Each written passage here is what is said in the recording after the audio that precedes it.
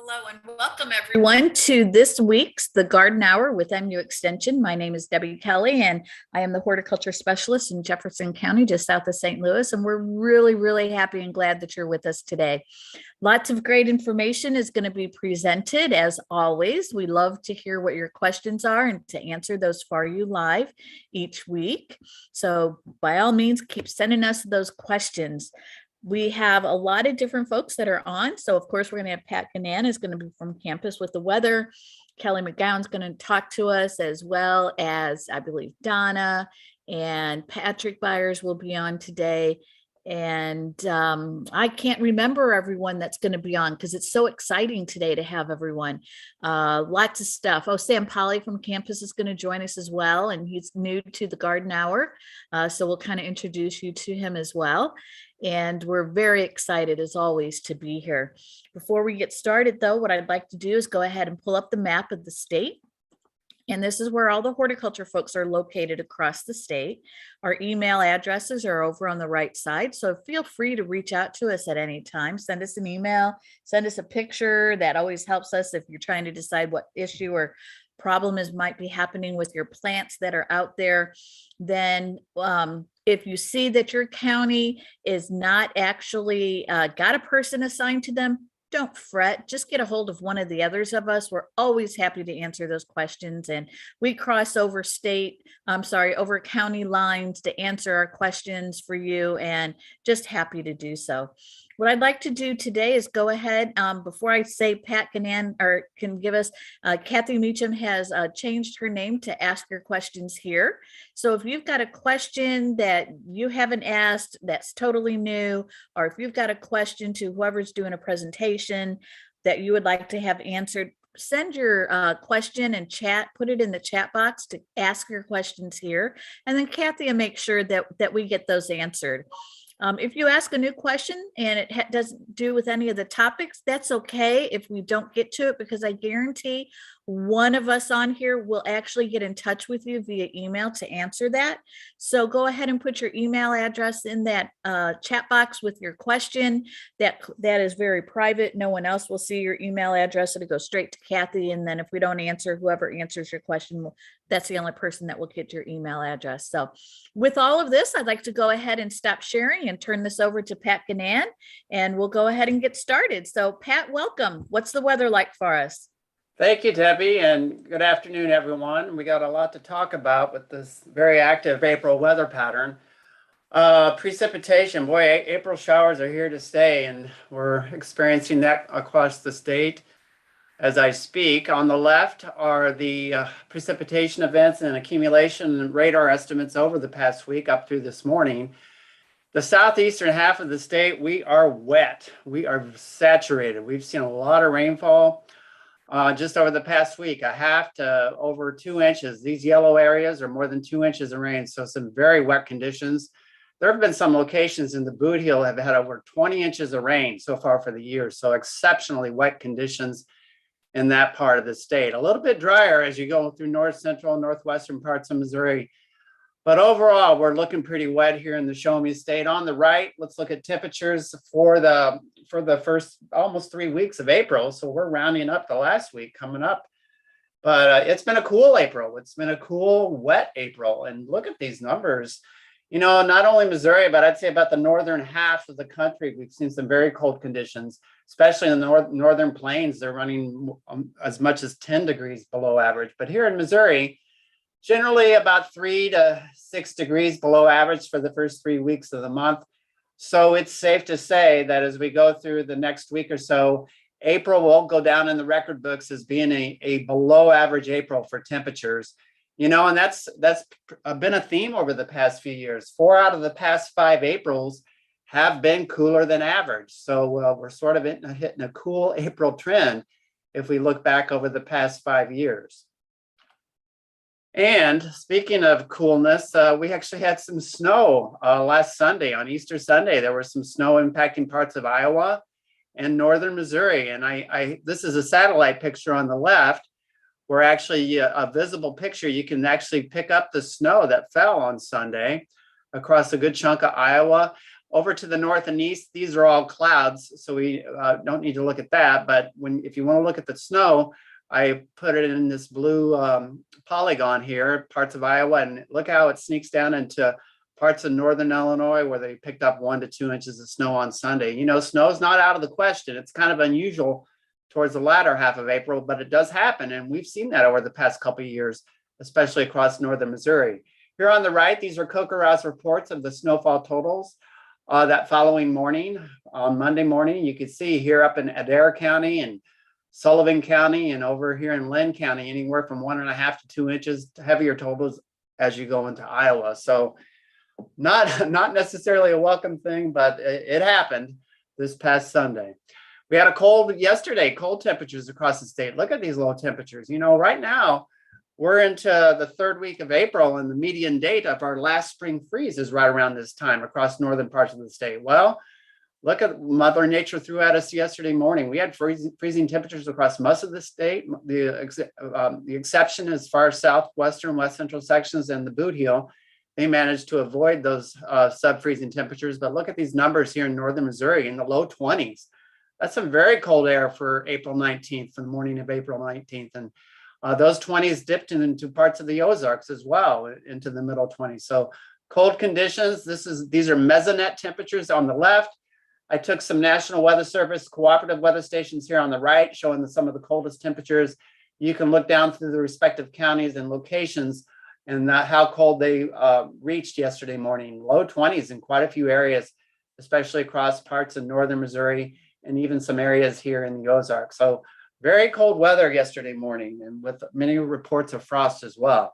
So far for today, we're being impacted by more showers, April showers. And these are some of the reports from about 15 minutes ago, from midnight through 11:45 a.m. this morning. You can see some of the heaviest totals right here in mid-Missouri. Nearly 3/4 of an inch here in Columbia, over an inch in Vandalia, 8/10 up at Monroe City, 7,400 near Williamsburg. But some more rainfall that we really don't need. We're saturated, and it'd be nice to get some more warmer, drier conditions. But unfortunately, the dry conditions aren't really on the horizon, at least when we look over the next week or so. Soil temperatures have responded to this cool weather. They're very cool. This is the weekly average here on the left from April 13th through the 19th at the 2-inch depth under a bare soil. You can see much of the northern Missouri, they're only running in the mid 40s. You have to go to southern parts of the state to have average temperatures in the lower 50s. A little bit warmer as we go down to the southeastern sections of the Boot Heel, where the average weekly temperatures are in the mid upper 50s. Here in the middle, you can see the long-term trend here in mid-Missouri. We typically should see soil temperatures this time of year right around 60. Obviously, that's not the case right now. But look at how they've dipped up and down. It's been a roller coaster weather for all of April, for much of the year, for that matter.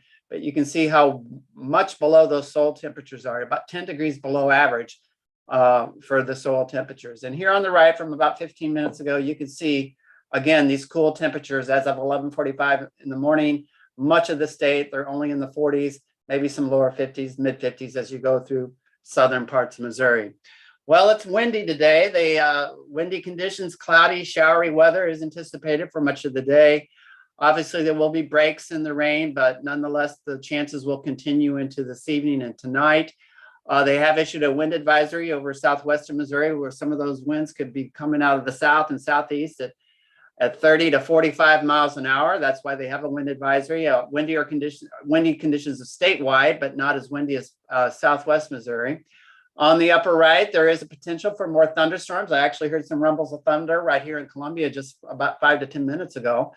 Some more thunderstorms, heavier thunderstorms. There is a marginal risk for some severe weather, most likely in this yellow shaded area. That does clip far southwestern Missouri for the potential for some of these thunderstorm cells later this afternoon and this evening could have some larger hail and gusty winds. So something to keep an eye on, especially if you reside in the southern half of the state. We do see a big warm up starting tomorrow and into Friday and Saturday. It's not going to be long-lived. It's actually going to be short-lived. But nonetheless, we're going to see some very warm conditions as a warm front moves through the state, moves northward through the state tomorrow.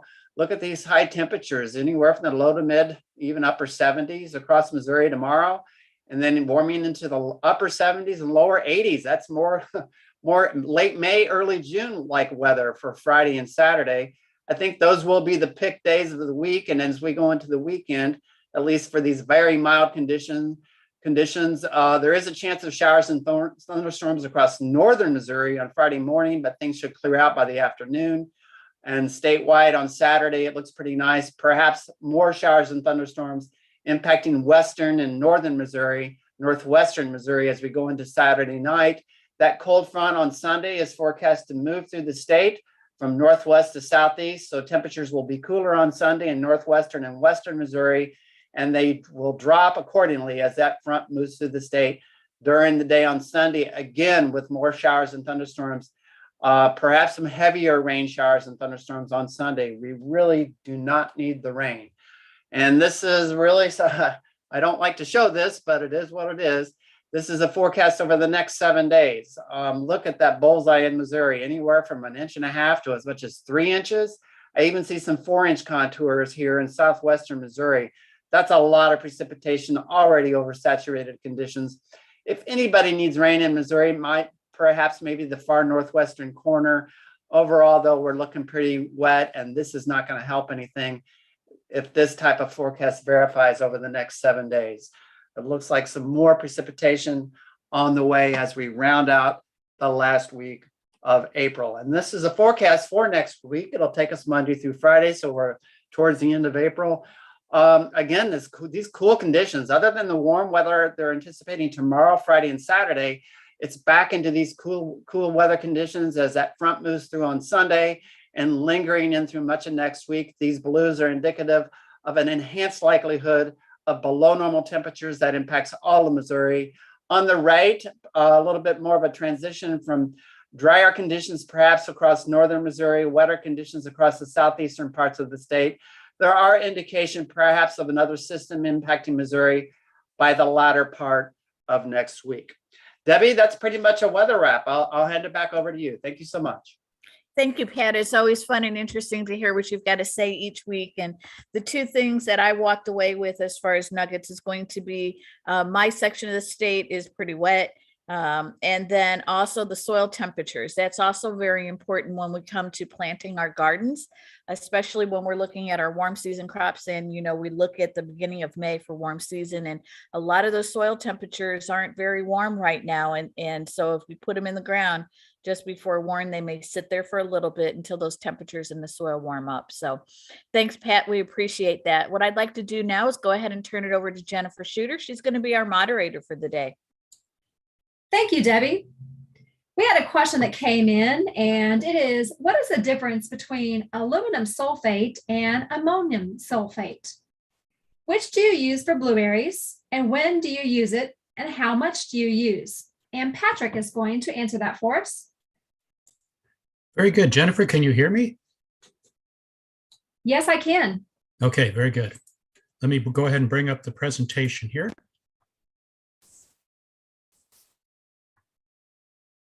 Okay, sometimes it takes just a moment for my elderly computer to catch up with what I want to do. So, okay, looks like we're having one of those moments. Jennifer, can you still hear me? Yes, I can, but I don't see your screen. Yeah, I'm not surprised. There's seem to be some issues with the share, and I'll just talk my way through this.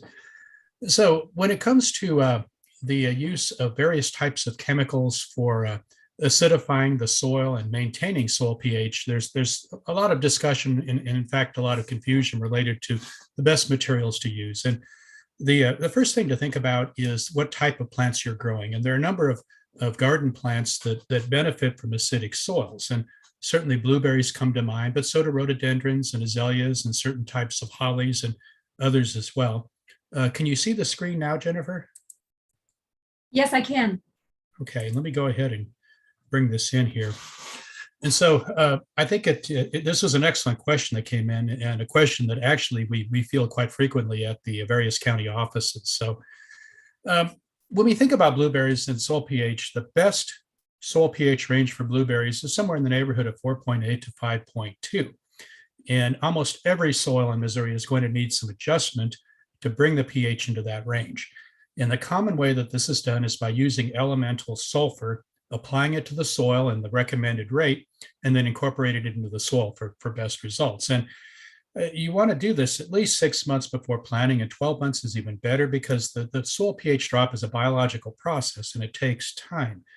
Obviously, it's invaluable to have in hand a soil test report on your garden soil. And here's an example of a soil test report. And we'll dig into that here in just a moment. And the soil test report again will allow you to check the pH both before and after the sulfur application. So test your soil before applying sulfur and then test it again 6 to 12 months after the application. So how much sulfur are you going to need? Well, it's based upon your starting soil pH, the initial soil pH, and the texture of your garden soil. And the soil test report gives you this information. There'll be a reading there, and you can see that towards the middle of the screen for a pH. In this case, this blueberry soil, the pH start was 6.9, which is quite high for blueberries. And then the texture is estimated by looking at the cation exchange capacity, which you can see there on the lower right. In this case, it was 11.6 milliequivalents per 100 grams, which indicates probably a loam or a silt loam type soil. And then the application or the soil test report will then give you an application rate for sulfur to lower the pH into the adapted range. And the soil test report calculates this for you. All you need to do is check out what it has listed. And in this case, the application rate is 19 pounds of elemental sulfur per 1,000 square foot of garden soil. Now, if you happen to get a application rate back that's greater than 50 pounds, it's best to divide that up into 2 applications. And as I mentioned earlier, incorporate that into the soil and try to do this at least 6 to 12 months before you're going to plant the blueberry plants. Another thing to consider is fertilization, because that also impacts soil pH. And blueberries perform best if you apply a nitrogen fertilizer annually. But the source of nitrogen is important. Some types of nitrogen will actually lower soil pH. An example would be ammonium sulfate. And if your soil pH on the soil test report is above 5.2, then make it a habit to use ammonium sulfate annually to fertilize blueberries. If your soil pH is getting a little bit on the low side, say 4.8 or below, then consider using urea. And if you're an organic blueberry grower, then seek out feather meal. This is a good organic source of nitrogen for blueberries. And then finally, again, this question about materials other than elemental sulfur. There are 2 materials that can be used to lower soil pH, and those are ferrous sulfate and aluminum sulfate. And to prepare for today, I consulted a number of university-based guides on lowering soil pH, and several of these guides suggested there might be the possibility of aluminum or iron toxicity to plants if you use too much of these materials. But others said, no problem, you can go ahead and use them.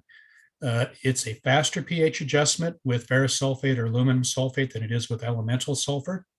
You do have to use more, though. In the case of ferrous sulfate, about 8 times the elemental sulfur rate, and aluminum sulfate about 7 times the elemental sulfur rate.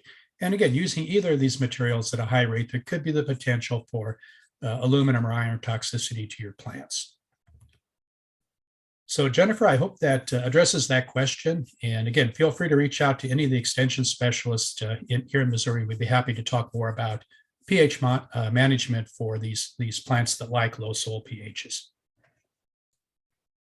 Thank you, Patrick.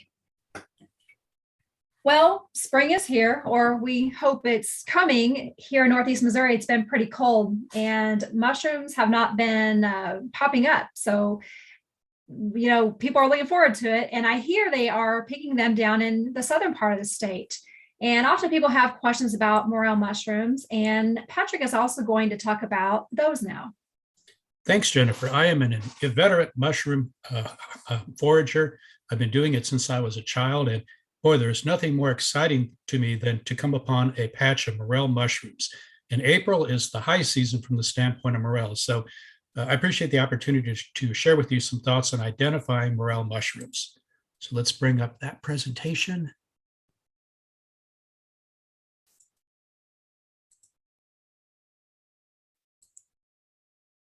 And again, forgive me, it'll take just a moment for my computer to catch up. Can you see the presentation now? Yes, I can. Okay. So again, when it comes to the native mushrooms found in Missouri, morels are the creme de la creme. They're definitely a mushroom that is widely sought. But unfortunately, there are some lookalike mushrooms that resemble morels that are actually toxic. So it's important to be able to correctly identify morel mushrooms.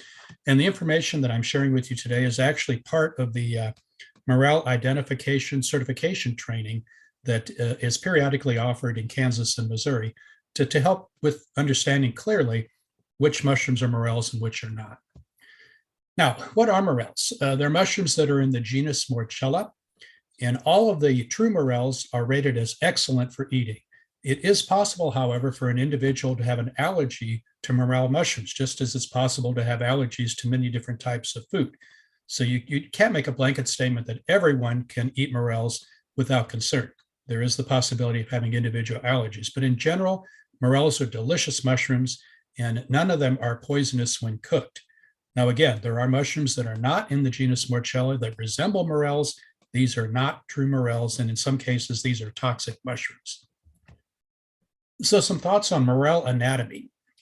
There are two parts to a morel, just as there's two parts to most mushrooms, the cap and the stalk.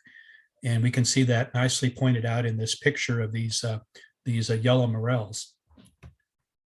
Morels, when you find them, when you're out foraging, they can be either immature or mature. Typically, as they mature, they darken in color and they become a bit drier to the touch. Young morels tend to be moist to the touch, especially if you're harvesting them during a period of moisture, humidity after a rain, which, those are good times to go out and look for morels. Now, actually three characteristics that all morels share, and these are characteristics that you want to become familiar with in identifying morels. First of all, the cap has pits in it.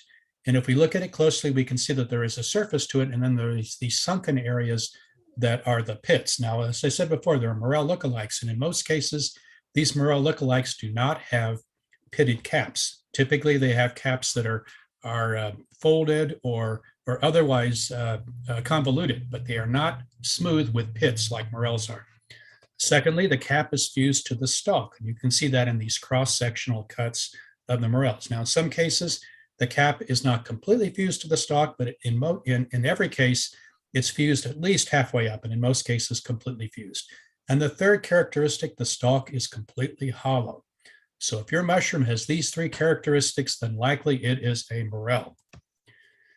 Now, there are several species of morel commonly found in Missouri, and I'm not going to get into a lot of Latin with you. I'm going to show you some pictures instead. So the yellow morel or the tan morel is a common mushroom here in Missouri.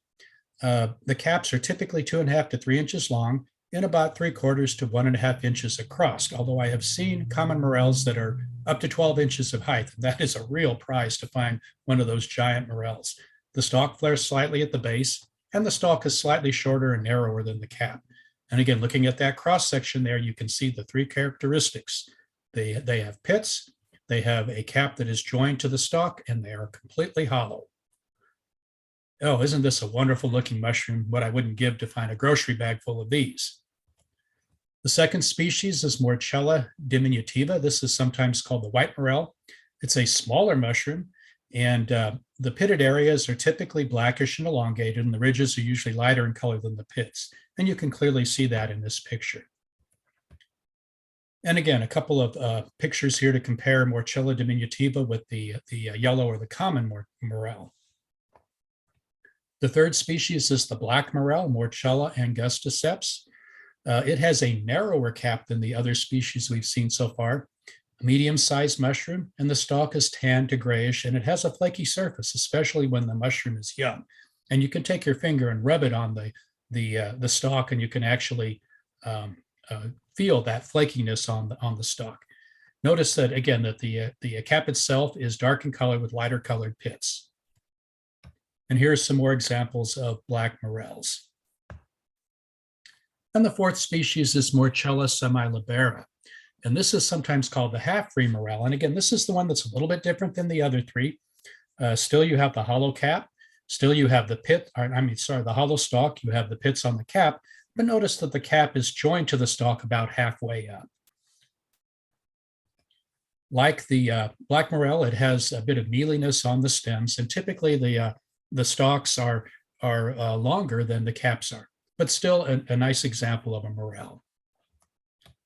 So that's a quick look at morels. I will mention that the Missouri Department of Conservation has several excellent resources on identifying mushrooms. Always, always, always be sure to correctly identify a mushroom before you harvest it and eat it. We do have toxic mushrooms found here in Missouri, and it's very important to clearly identify each mushroom before you harvest and eat it. And the final thing I'll add, anyone who's on the call, if you have a particularly favorite place to hunt morels where you know they'll be found, please email me privately with the GPS coordinates of that spot. Thank you very much, Jennifer. Thank you, Patrick. Great information there. And I'm really looking forward to going mushroom hunting here in Northeast Missouri, as are my boys. We can't wait for the rain to quit and sunshine to come out and days to warm up. So those mushrooms will pop up. But it's just been slow going up here in Northern Missouri. But thank you for that great information. Okay, our next topic is spruce diseases, and there are people that have spruce trees in their landscapes, and springtime is a time of year when spruce can get disease, and Pong is going to tell us about some of the diseases they may get.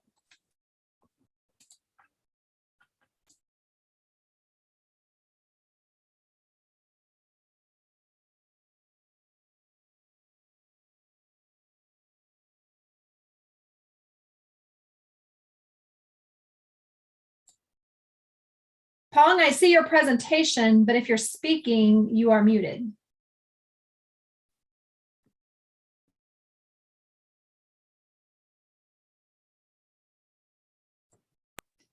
Hey, Jennifer, The this is conifer Leslie. family evergreen trees.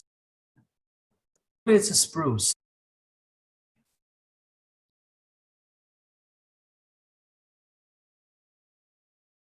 Good afternoon, everyone. Let's talk about spruce diseases. So what is a spruce? The spruce is the conifer family evergreen trees, and there are 35 species in this genus called Picea. Spruce trees are relatively large trees with heights ranging from 60 to 200 feet. You may heard about those other evergreen trees such as the pine tree, juniper, Douglas fir. So you may be like me, always get confused about which is which. So what makes spruce different? For spruce, the needles are normally short, stiff, and sharp, and they're attached to the twig singly, and the needle can be rolled between our fingers. And in some species, the needle have 4 edges that can be felt when the needle is rolled. In comparison, for the pine tree, here shows the pine needles. The needles are attached to the twigs in bundles of 2, 3, or 5. While spruce and fir needles are attached singly, one at a time. So what is the difference between fir needles and spruce needles? In the second photo, you can see the fir needles, they're flat and cannot be rolled between fingers and thumb as the spruce needles can. At the same time, they're not sharp as the spruce needle. So that's the difference between the needle and other evergreen trees. So in North America, there are 5 spruce trees that are primarily planted. And here it shows those 5 spruce: black spruce, white spruce, red spruce, Norway spruce, and blue spruce. Out of the 5, 3 spruce trees are the most prevalent in Missouri. So now let's go to those spruce trees one by one. The first one is Colorado spruce, also called a blue spruce tree. It is one of the most popular ones in Missouri. They have those bluish needles, and many people think they're beautiful and lovely, and they tolerate Missouri weather, soil, and drought conditions, and they need full sun and a location with good air circulation.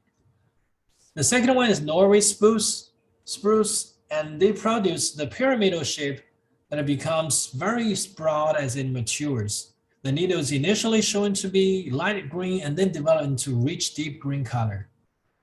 Those trees grow best in the deep soil that are well drained and have constant soil moisture. And this tree developed best in the full sun, but it's tolerant to shade. The third one is white spruce.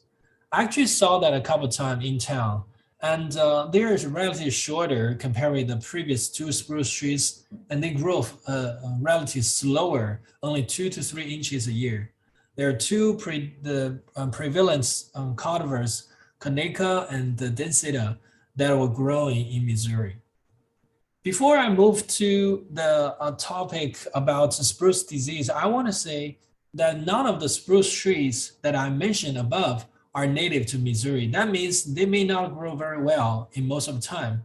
So if you have your spruce tree dying or confirmed with some diseases, you may need to start thinking about replacing them with some alternatives such as white pine, juniper, or Douglas fir that live better in Missouri. So let's start talking about the disease of the spruce. The first one is cytosporia canker. It can cause needle dropping, stem dieback, and stem canker. And the development of disease was shown to be more like in a bottom-up pattern. As the disease develops and progresses, the plant will release those white resin, which white substances oozing out from the branches and the trunk, which is a response to the infection of the disease. This disease can affect older branches more in comparison with the younger branch. Unfortunately, there's no chemical available on the market, so you have to improve the tree health by mulching and have good sanitation. Another disease is called needle cast, caused by two major pathogens. One is Rhizospharia, the other is Stigmina.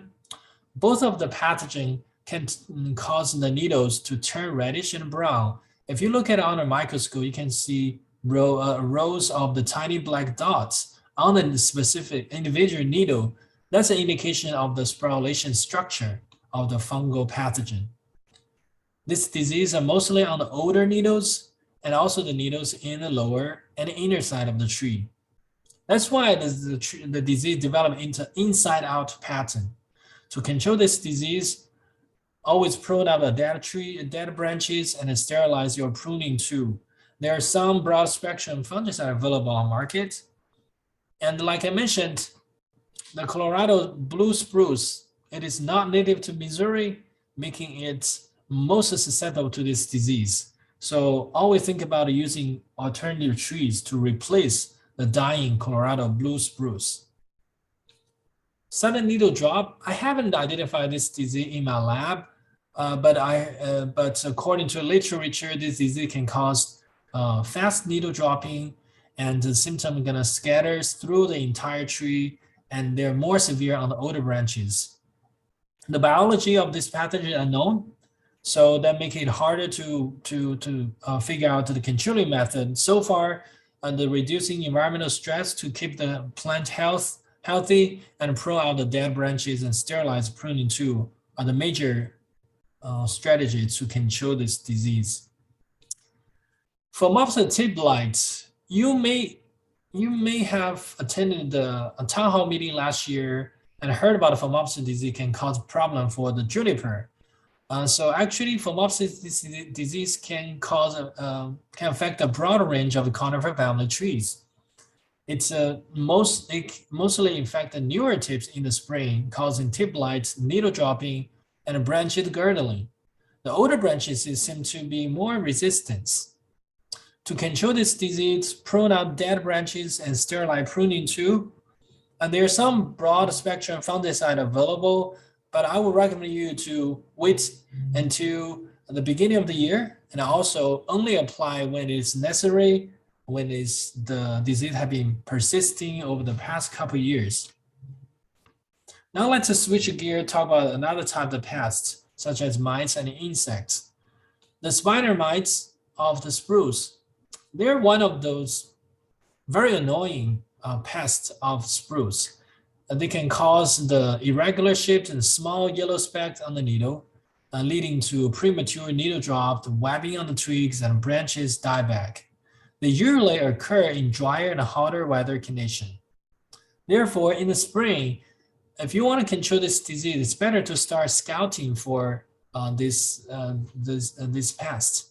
Also, weed control and the application of a dormant oil, as well as miticide, will be very effective in controlling this disease. Always and consider using the biological agents, which is the natural predator for mites, to control them in a more natural way.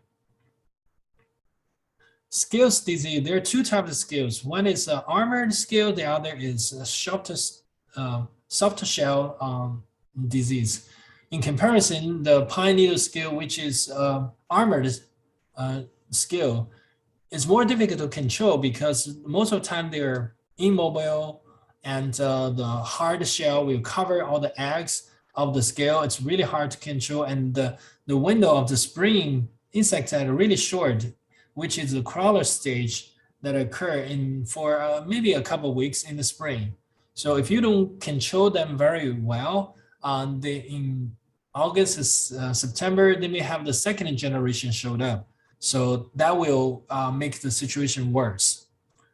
Therefore, for controlling the scales, you have to use some chemicals such as the dormant oil or neem oil to control them, and the timing is very important.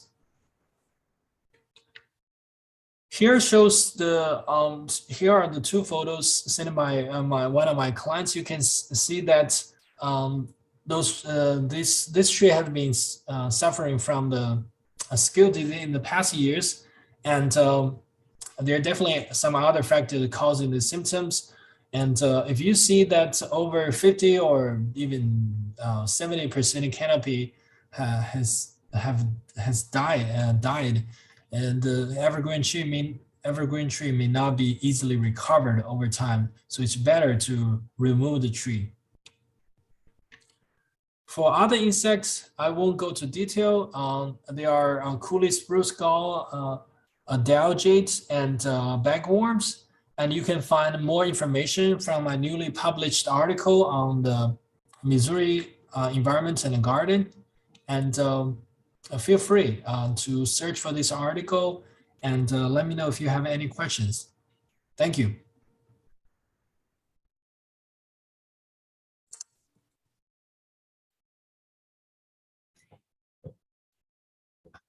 Thank you, Pong. Our next topic is lilacs, and lilacs are a wonderful smelling shrub that a lot of gardeners enjoy. It's one of my favorite spring blooming shrubs, and Kelly is going to tell us more about growing lilacs in Missouri. All right, thank you, Jennifer. So yes, we're going to talk a little bit about lilacs today, and that's because they are in bloom and they are amazing. So we're going to talk a little bit about how to grow them and all of that so that you can grow them as well. I apologize, my computer has been acting a little, there we go. Okay, well, the thing that I love most about lilacs is that it is an old-fashioned plant. So, you know, you see daffodils throughout the countryside this time of the year that have been growing by old home sites, and you'll often see lilacs like that too. They kind of go hand in hand. And I know my grandparents grew lilacs, and as many of yours did as well. And so I love to see these big mature shrubs on old homesteads in the area, especially when they're in full bloom. They're just absolutely amazing. It's definitely an old-fashioned spring blooming deciduous shrub that can live for many, many years, and they don't require a lot of care. That's why we still see a lot of them all of these years later.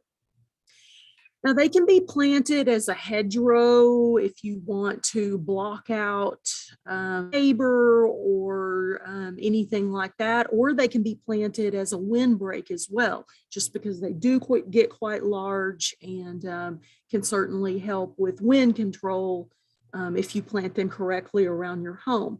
They do make a wonderful cut flower, and of course, they're amazing fragrance as well. Now, I'm sure many of you are familiar with the old-fashioned type of lilac, and you can see here a picture of that, as well as some newer cultivars of lilacs. And you can see that there are a lot of different shades of purple. There are some white ones. So, you know, if you love lilacs, definitely experiment with some of these. Some of these are more of dwarf varieties. Some will bloom at different times during the summer.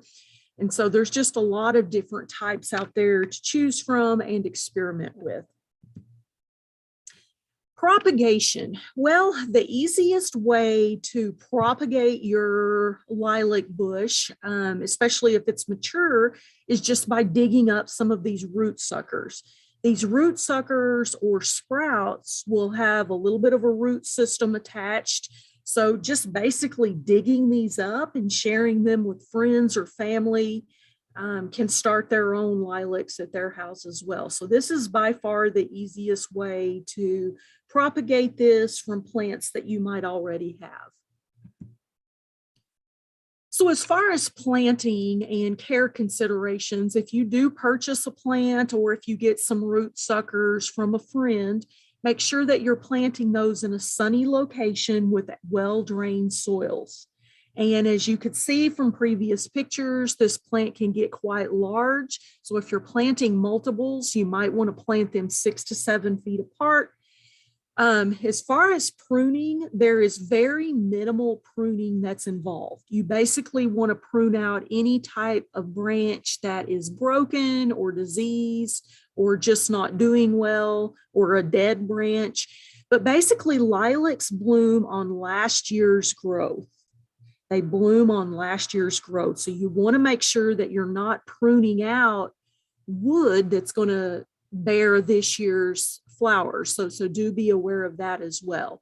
But basically the plant is low maintenance and you don't need to do a lot of pruning. A couple of insect and disease issues that we see in Missouri with lilacs is, first of all, boring insects.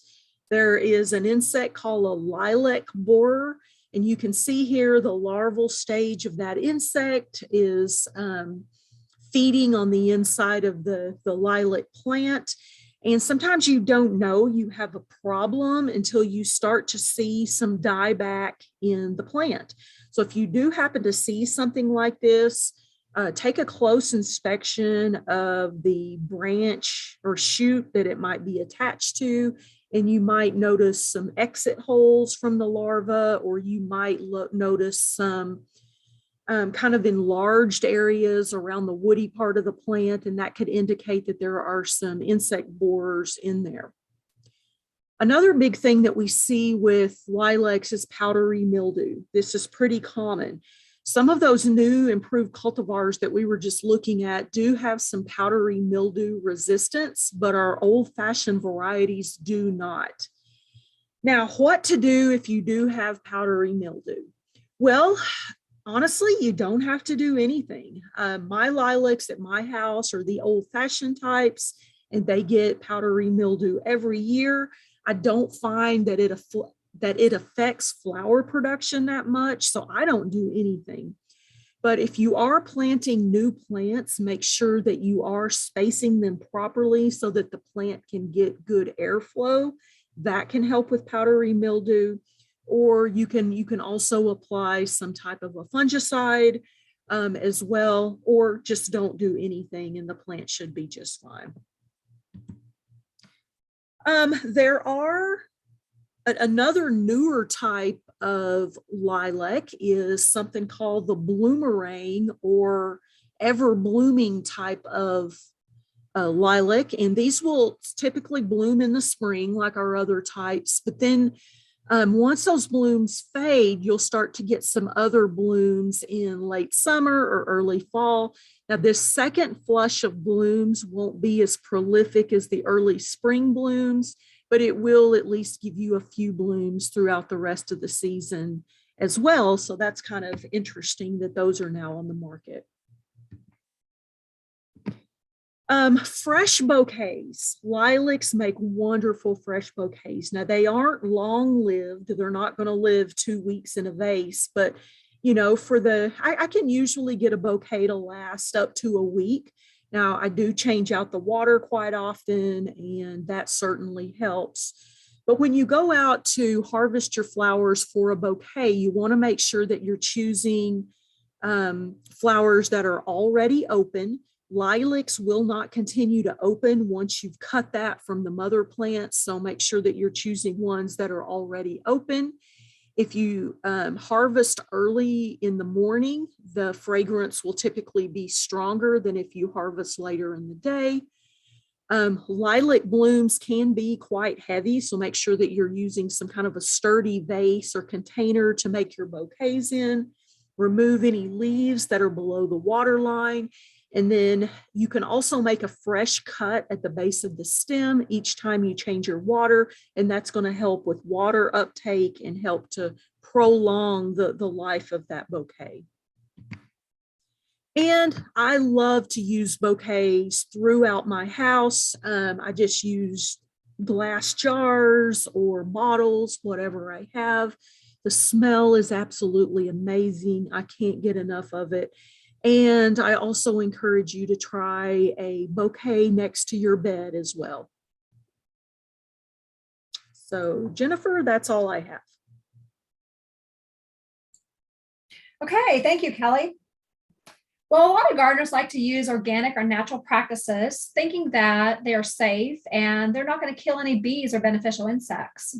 But Sam Polly is going to tell us a little bit about organic, what that means, and that it doesn't always mean that it's safe. So Sam, I'm going to turn over to you. Okay, my video camera doesn't seem to be working, but let me see if I can share my screen. Let's see if this works. Can you see that? Yes, I can. Does it look like it's in the right view? I think so, yes. I see a snake. Great. Okay, so this is a private pesticide applicator I met over the weekend, and he specializes in rodent control, and he uses totally natural organic pesticides to kill rats and mice. And one of the common things I hear in society is that natural pesticides are safe, and organic and natural, all these terminologies get mixed up. And yet I jumped 4 feet in the air and screamed like a little kid when I almost grabbed this guy. And the point is, not all natural and organic materials are safe. This guy has hemotoxic, which is a blood poison chemical in his venom glands, and you don't want to be exposed to that. So my slides are not advancing. Oh, there we go. Can you see the next slide with the words on it? Yes, I can. Okay, great. So this brings up a great point, and I see this all over the country. We hear, let's make sure I'm on the right one. We hear these statements like, I only buy organic because it's chemical free.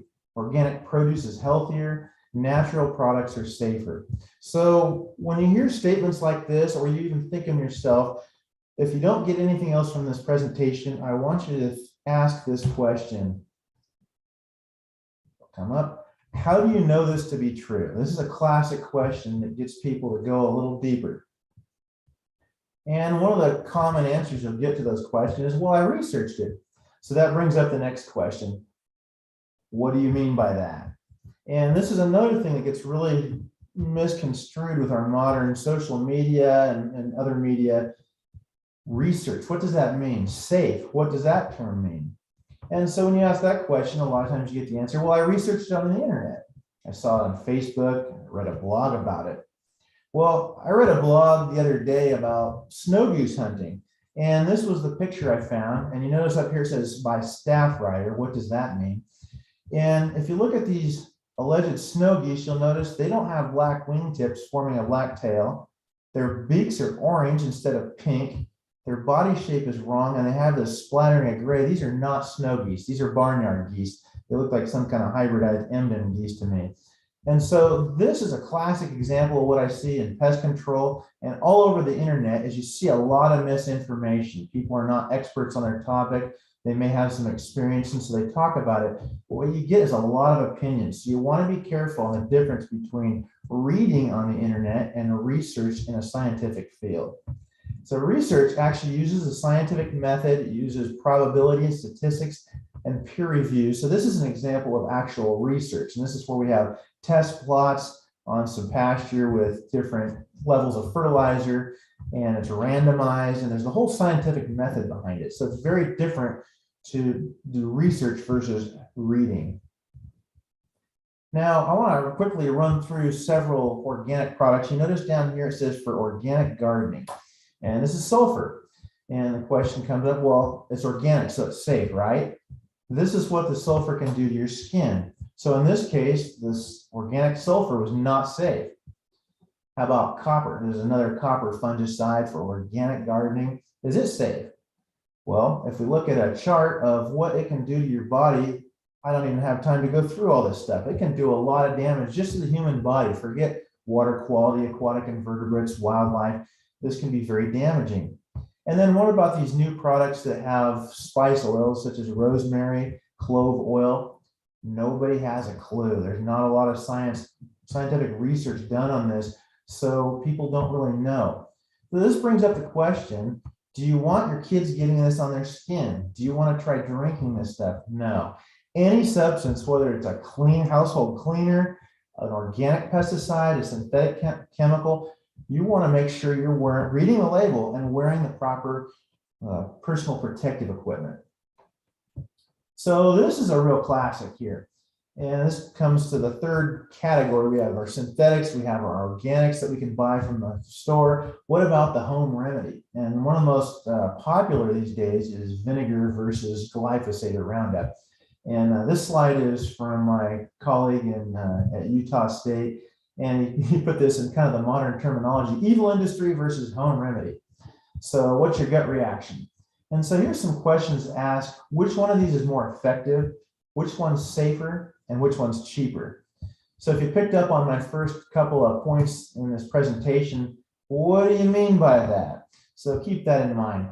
I don't have time to go into all the science behind this, but let's take a quick look at some of this. First of all, we need to demystify that term safe. What does that mean? It's really a relative term. Well, a more scientific term we can use is hazard. And this really gets into the potential for injury, the risk. That's what risk means, another term for hazard. And it's built of two components. We have toxicity. So I personally, I was a commercial applicator. I've also worked in agriculture, and I've used some of the most toxic chemicals known to man, methyl bromide, diazinon, all kinds of banned chemicals. And some of those were extremely toxic, but I was highly trained, I was licensed, and we were using the right personal protective equipment. So our exposure was brought down to as close to zero as possible. So our hazard was not very high.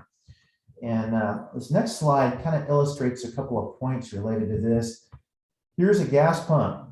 Gasoline is highly toxic, but because these dispensers, these gas pumps, are designed to minimize our exposure, there's not much risk. Now, you can take something like an aspirin that's not very toxic, but if you leave it on a low counter where a small child can get to it because their body weight is small, it's low, and they could chug this whole bottle of aspirin, now all of a sudden you have an extreme risk and that child could die. So it's all about the exposure. Now, getting into the vinegar herbicide, as a soil scientist, I look at these home remedies like vinegar, salt, dish soap, and we work very hard in many soils to bring our pH up. We add lime, we till it in, we pay for the lime, we do the labor. Now all of a sudden you're applying vinegar, which is an acid to your soil. We add fertilizers, which are salts, and now we're adding table salt to add to the salt load. And then Dawn dish detergent, which detergent is a deflocculant. It pulls soil structure apart, and we're destroying our precious soil structure. So I look at a home remedy like this, and I'm automatically thinking, wow, which is more damaging to the environment? These are the kinds of questions we need to be asking. So here's the answer to this big question, and condensed down into one slide. The research has shown that the vinegar remedy is 3 times more expensive.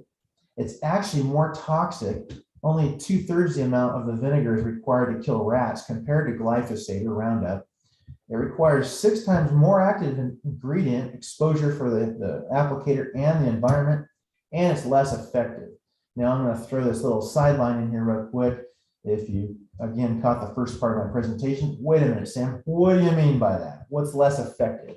And what I mean is the Roundup glyphosate is systemic. It goes into the plant, goes down to the roots and kills the whole plant.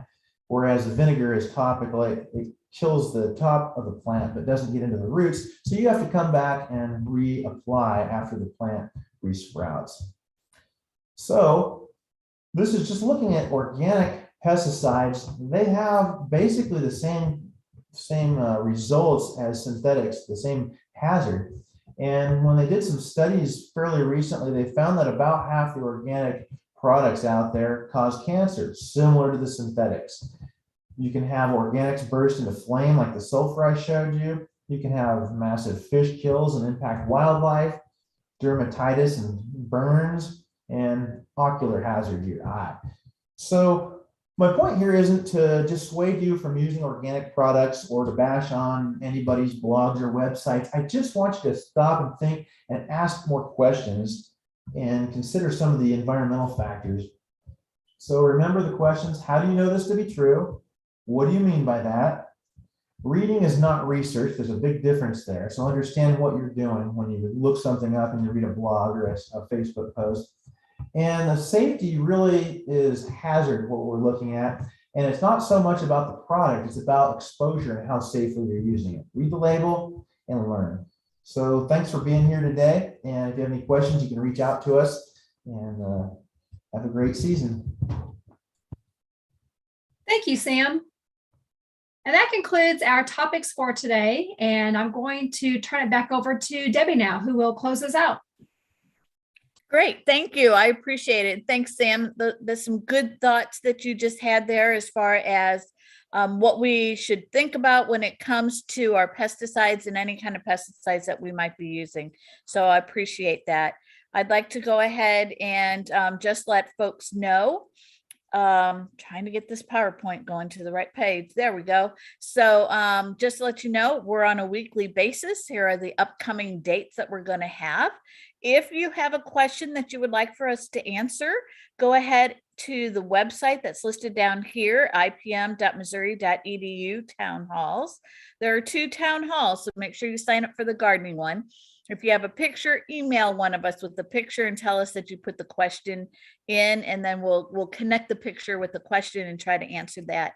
Also know that we're on YouTube, and this is our channel here, the MU Integrated Pest Management channel. So we're live streamed, so you can watch us via YouTube right now. Or if you miss one, or if you want to go back and re-listen again, they're all being recorded. So they'll look like this, and they'll have the dates underneath of it at that particular YouTube.